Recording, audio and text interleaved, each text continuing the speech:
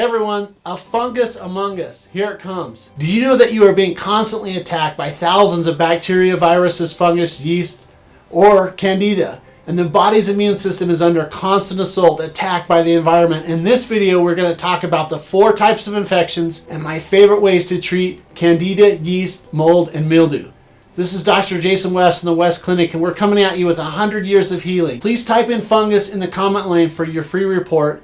And I'm on a mission to help as many people as possible achieve and maintain optimal health. So please like and share the video. Let's talk fungus. Here it is. Fungus among us. Natural ways to beat fungus.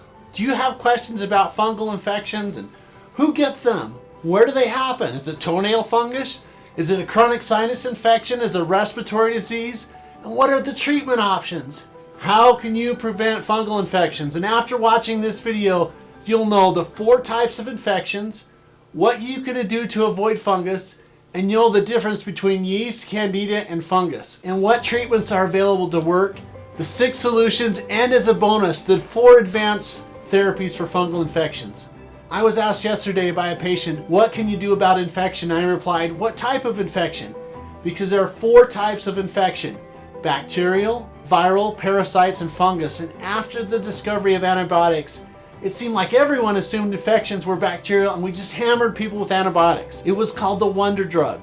And the dictionary defines anti meaning fighting, opposing, or killing, and bios is the Greek word for life, so it literally means life killing. Now, I'm not anti-medicine, but I feel you should use antibiotics cautiously. They can be life-saving, but they also can be detrimental to your health. And remember this, I have seen hundreds of patients with the after effects of antibiotics, and often antibiotics are the cause or the contributing factor to chronic yeast and fungal infections. So let's talk about mushrooms. I mean, who really eats these things? I mean, you need an MRI schedule for your brain if you're a fungus or mushroom eater. Now, I say that jokingly because I don't like mushrooms. But it's a proven fact that people that eat mushrooms eventually die. Okay, I'll drop the comedy act. I just have an aversion to mushrooms. I mean, do you know what they grow on? Seriously, it's poop. Okay, never mind about the fecal living organisms. The video must go on. Really, this is a good place to talk about the definitions because mold, yeast, mildew, they're all fungus. And the words get used interchangeably. And many times people are talking about yeast or candida fungus to describe the same thing. Now, some ground rules. Yeast are a unicellular fungi, while fungus are made up of a whole bunch of them, or long tubes of hyphae. And candida are basically the precursor to yeast. It's kind of like a caterpillar and a butterfly. The same organism, just a different life cycle. And there are different areas that yeast and candida and fungi, the monster likes to go after. You can have skin problems, like athlete's foot, jock itch, fingernail or toenail fungus, and ringworm.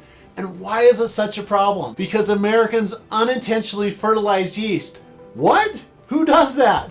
It's because the American diet is filled with so much sugar and simple carbs, and it's the one way to address the problem. And if you starve the fungus, you'll start to feeling worse because it starts initially to release toxins, and the natural thing to do is to start eating sugar, and the yeast laps it up, and then all of a sudden we feel like we were before. When the yeast and candida multiply, it makes us crave sugar. Sugar is like cocaine, it's really addicting. Now, how do you know if you have a yeast problem? Well, one clue is symptoms, like oral thrush, fingernail, toenail fungus, vaginal yeast infections, and respiratory infections. And it can get up into your sinus and cause enormous sinus and eventually lung problems. I personally believe that Candida is a huge contributing factor to fibromyalgia and or chronic fatigue syndrome, or the new name, systemic exertion tolerance disease. Now, a lot of medical practitioners don't believe in Candida or systemic candida, and it's like it's some religion. Oh, I don't believe in that. Now, the medical practitioners that do recognize yeast problems may be treating them wrongly. Many antifungals affect the liver and kidney function, especially if you mix the antifungals with alcohol or another drug. Antifungals weaken the heart's ability to contract. This can lead to heart failure. And the medicines that antifungals react with are usually common prescriptions or over-the-counter medicines. Now, fungus are microorganisms that are present everywhere, indoors and outdoors. In fact, there are more than 50,000 types of fungi in the environment. And they can coexist or live on your skin for years without a problem, but sometimes a change happens. You get immunocompromised, or you have chronic fatigue or chronic immune suppression, and then bam, an infection occurs. And it can be ringworm, it can be toenail beds, candidiasis, it can coat your mouth, your vaginal tract, your urinary tract. Then this can be brought on by a weakened immune system. The side effects of antibiotics, of diabetes, poor hygiene, a warm and moist environment, poor circulation, traumatic skin injury, and number one, a poor diet. So let's talk about something really important. If you're having fungal infections or fungal concerns or problems of fungus on your toenails and fingers, it's a sign that your immune system is not working correctly. Let me repeat that. A fungal infection is a sign of a deeper problem. You can't avoid fungus, yeast, and mold. What you can do to avoid fungus, you can't. They're everywhere. The only way that you can survive fungal infections is to have a healthy immune system. Immune system deficiencies, lifestyle problems like stress, too much sugar, not enough sleep, an empty calorie diet. What?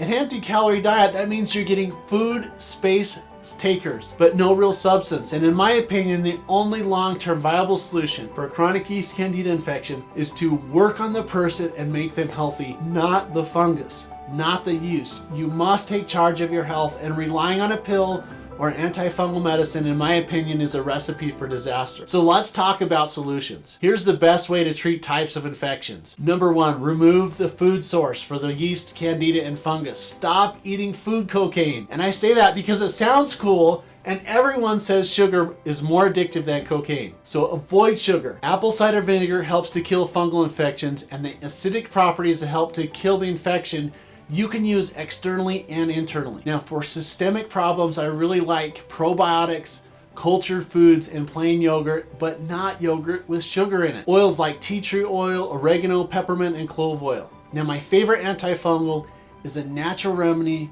called lomatium. It's a wild-crafted herb that was originally discovered by Native Americans that bolster the immune system. And in my opinion, it's the number one remedy for fungal infections. And there are two ways to get this, as a tincture or as a capsule. And this is particularly effective against skin infections because it literally burns up the fungus. You can rub it on your fingernails or toenails that have fungus, and you can order this through the West Clinic online website. Now, for people that are not responding to the home therapy, there are some advanced therapies that are important to help your immune system. I love immune system bolstering therapies like IV vitamin C therapy, dilute hydrogen peroxide therapy, dilute hydrochloric acid therapy, ultraviolet therapy, and the natural therapies that help to reset the nervous system like neural therapy. So to summarize the information, you can't avoid fungus. It's a sign that your immune system is not working well if you have those signs and symptoms. And antifungal medicines interact with other prescriptions and are really hard on the liver and kidneys. The only way you win in a yeast candida fungal infection is to make the body healthy. And to beat this, you need to follow a candida diet. You get rid of the food source for the bad guys. Now, as a bonus, if you'll message me, I'll send you my favorite candida diet outline totally free. Now, Lomatia is the best treatment for candida systemically, in my opinion. You can put Lomatia on your fingers and toes. It works really well as long as you're consistent. If you're more determined than the fungus, Lomatia application consistently is great. And some people with long-standing yeast and candida fungal problems need the advanced therapies that bolster the immune system like IV vitamin C, UV-X therapy, dilute hydrochloric acid therapy, or even ultraviolet blood irradiation therapy. Hey you guys, thanks for watching the video on fungus. Remember, there's always hope. This is Dr. Jason West of the West Clinic. Please help us to help other people by liking and sharing the video, and we'll see you on the next video.